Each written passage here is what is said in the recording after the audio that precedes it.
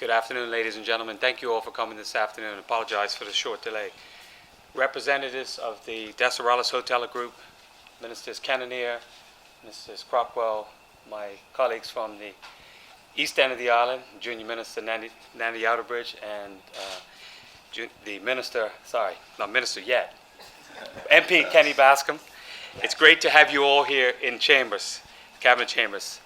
I think you'll recall on October 20th last year, we announced that the Bermuda government and the Deseralis Hotel Group has finalized Master Development Agreement for the St. George's Tourism Development Site. Today is another significant milestone for the St. George's Resort Development, as the government of Bermuda and the Deseralis Hotel Group have finalized the hotel ground lease that paves the way for groundbreaking of $150 million St. Regis luxury development. It is very clear that this project will generate jobs in both construction and when the resort is operational in a few years' time. The development plans are for the 124-acre site to include a 120-room St. Regis hotel, a spa, a renovated St. George's golf course, residential condominiums, and a casino. For those of you who are not aware, the Deseralis Group is a privately held international owner-operator of luxury hotels and resorts, including the award-winning Ritz-Carlton in Aruba and the Marriott and Renaissance hotels in Caracas. It is also developing the Ritz-Carlton in Turks and Caicos Islands and a resort in Bonaire. Deseralis' commitment to build a world-class resort that harmonizes with the UNESCO designation of the town of St. George's is a testimony to the company's belief in the strong future for Bermuda, in both the hotel operations and the island's residential real estate. The government's team was led by the Bermuda Tourism Authority and the Ministry of Tourism, Development and Transport, and included support from the Office of the Attorney General and, of course, the Ministry of Public Works. The government was well represented in the development transaction by Hemisphere Group International Real Estate Advisors, who have been responsible for creating numerous luxury resorts over the past 3 decades. OBMI, the international architectural firm, has already been engaged by the developer and is finalizing the planning and architectural designs through the firm's Bermuda and Miami offices. This milestone is a continuing achievement that will lead to the first new hotel development in Bermuda in many, many, many years. Furthermore, we are keeping our promise, which the government made to the people of Bermuda, to actually make this resort a reality. This is a very important day because it shows that confidence of a preeminent international developer with a Deseralis experience has in the Bermuda brand. I want to take this opportunity to personally thank you, Walter and Roberto Stippa, for the confidence that your team has brought to Bermuda. And we pledge, again, our continuing support to you through this vision of creating this new world-class resort in the historic town of St. George's. Thank you very much. The road has been long. We've traveled along the road. We've made progress. And now we see the bright future that you're bringing to St. George's and the people of Bermuda. With that, I'd like to ask my colleague, the Minister of Works, to say a few comments. Thank you. Thank you. Premier, representatives of the Deseralis Group. This is an exciting time, Bermuda, for us to be entering into another phase of developing the hotel in St. George's. This is really an exciting time for us. As you know, last October we entered into an MDO, or a Master Development Agreement at that time with Deseralis, and we are now looking to move forward with the next stage of this development. Today, we are just simply delighted, and what I want to do is just spend a few moments to thank the ministries that have been involved.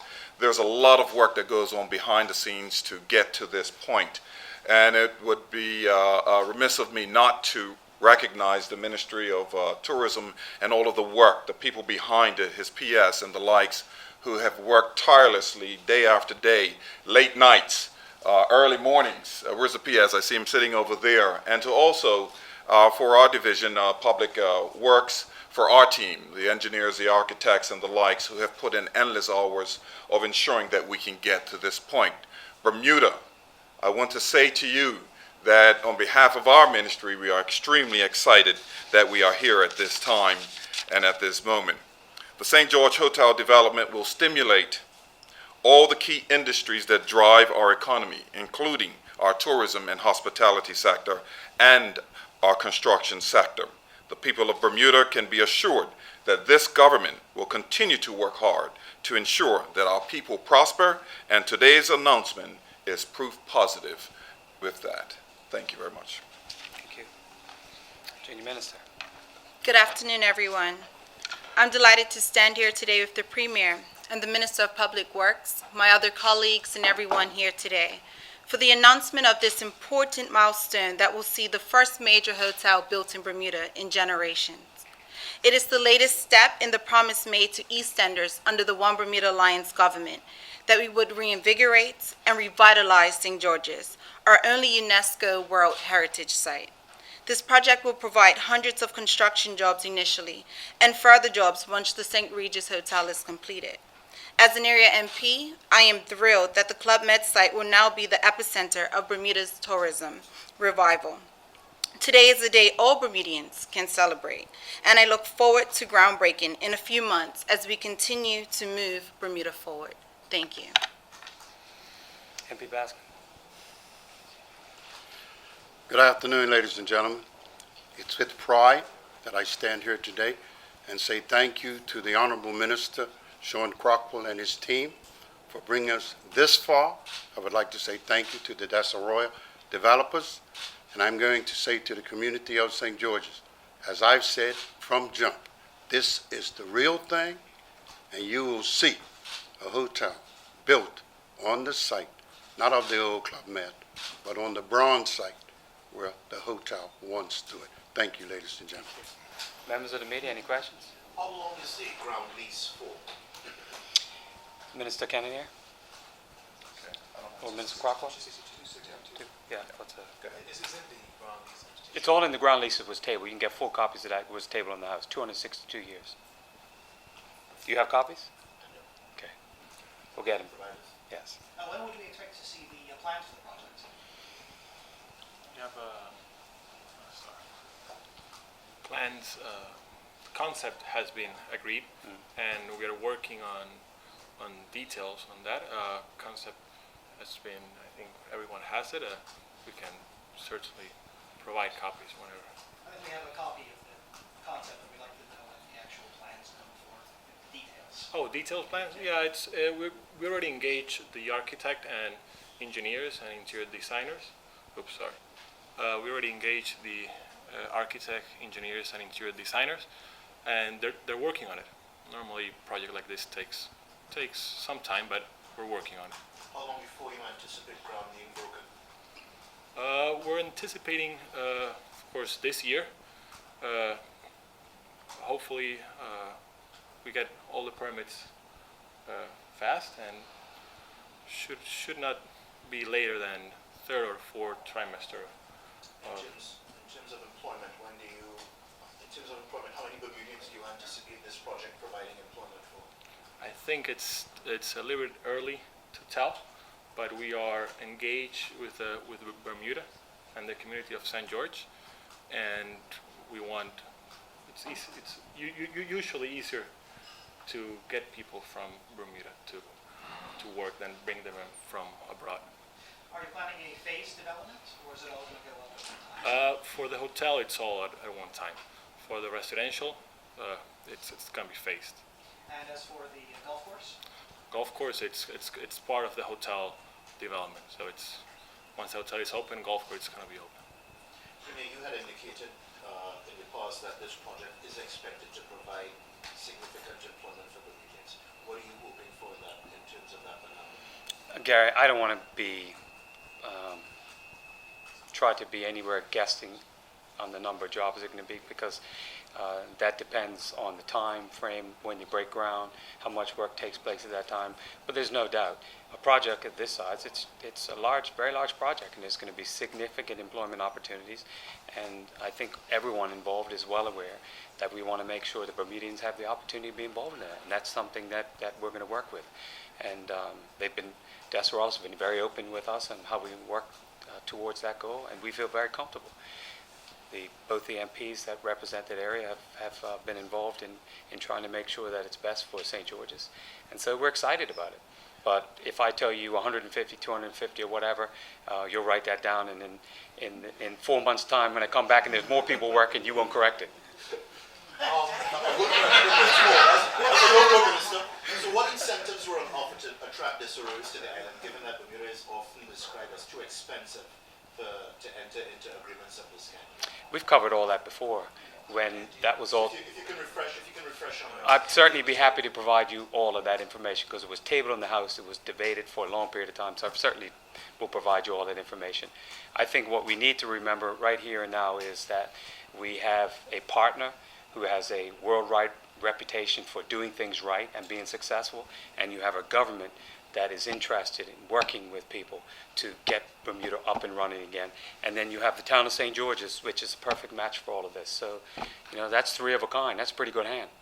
May I ask you all why Bermuda, given the reputation Bermuda has being such an expensive jurisdiction in which to do business? Why not? Thank you very much. Good answer. And on that note, Mr. Media, we have to get back up to Boston. No, I have a question. You started. Okay, Io and then Ryan. Io, then Ryan. Mr. Stepper, will you come to the mic? He's I know, sorry, I don't speak English. Yeah. Spanish, Italian, The son will speak. Well, we're Roberto. not going to in Spanish. Question, let's go. The question is, how much consultation have you actually done with the residents in St. George's? That's my first question. I think that question is I'm more. asking the developer. Yeah, I know, but I'm going to answer it.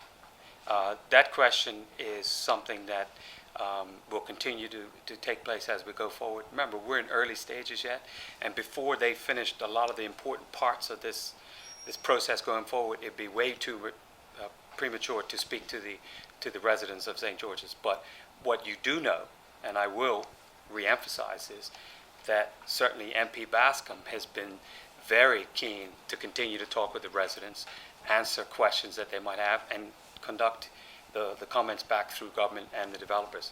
But that will pick up as plans get closer to being finalized on what the final building will look like. So we'll keep people in the loop. Next question. There has been concern in the community that we haven't seen much of the developers since, discussion. It's coming. It's coming, Aya. It's coming. The other- These are early days, Aya. My Yeah. other question is, thank you, sir. Next question. My other question is, you mentioned it's going to involve a casino, but the actual regime isn't fully in place. No, I mentioned in my comments, I'll give you a copy of the potential for a casino. Okay, so there's no guarantee that they'll get a casino. There's no guarantee I'll be living tomorrow. Next question. My question was, how important to you is getting the gaming license? from the way we see it, and the way that a big brand like St. Regis sees it, it's important as an amenity to the hotel. It's important for the guests to have that place to have fun and to do something at night. We see it as an amenity, and it's a big part, like golf. That's how we want to be seen also. With the Premier saying that there's no guarantee, are you concerned about perhaps not getting that casino? Let me amplify that a little bit. The government has been very clear on our position. The legislation, the regulations were passed in the House. We set the parameters of what we expected licenses would follow. It's very clear this development would fit into that category. The decision on the license is not going to be made by the government. It's made by the Gaming Commission.